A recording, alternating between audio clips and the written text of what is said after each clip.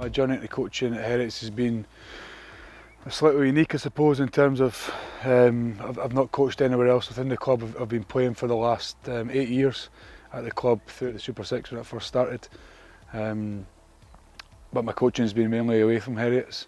I'm the head of rugby at Stuart Edwards College, and that's my day job, if you like. And once I finished playing the Super6 last year, I thankfully got the opportunity to move into coaching within the attack and the backs area of the game, and it's something that I was really pleased to get stuck into, and I'm absolutely loving it so far.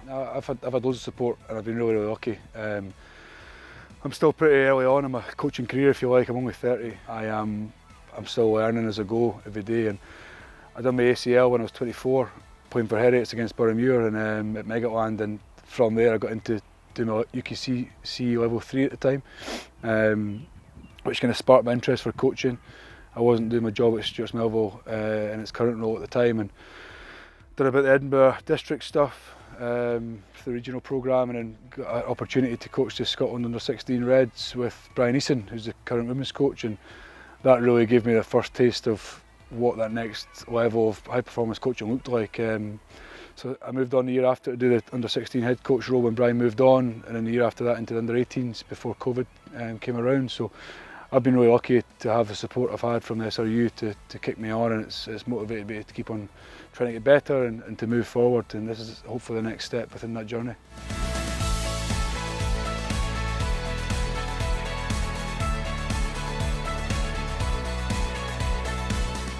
Got 3 or 4 of my best mates in this team, alongside 10, 12 other guys that I'm very close with, guys that I've played with for years, and you kind of question yourself as to am I doing the right thing, am I saying the right thing, am I delivering the content good enough for this level? But after a few weeks I was fine. I was confident in what I was doing, and it's just kind of making that line clear with the guys that I know really well, that when we're coaching, I'm the coach and they're the players, and then when we're off the pitch we're back to being friends. Yeah, it's interesting, people ask that question quite a lot, and I think when the first season that came around, I didn't really feel like the skill level was much different, but the physicality was at a higher level, obviously because teams are now using more S&C provision, and they're training more off pitch, and I remember feeling worse on Sundays than I felt previous years in the national leagues or Premiership, just purely because of the physicality that the other teams were bringing to the league. I think now,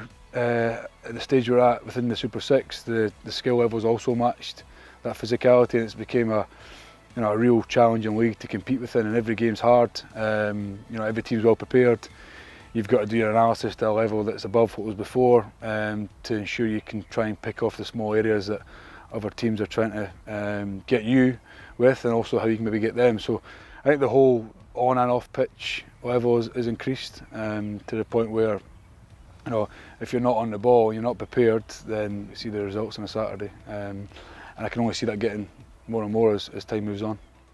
We need to use this league as a springboard for the kids that are coming through the age grade programmes. I think we're slowly getting there as a league. I know we're certainly conscious of that here. We need to keep on pushing through more and more, under 18 and under 20 players, stage 3 players, or players that have missed that bracket and are coming in a little bit later. So I think the league in itself is probably still finding its feet. I don't think it's at its stage where we're happy with where it's at. I don't think we need to keep on striving towards getting a blended balance of experience, because it's important to get those guys that are the tail end of their career but have been around for 10 years, but also having the guys that are coming through aspirations to play for Scotland, and finding that balance within clubs and within the wider league itself is a challenge. But I think if that's at the forefront of our ambitions, then we'll be in a good place.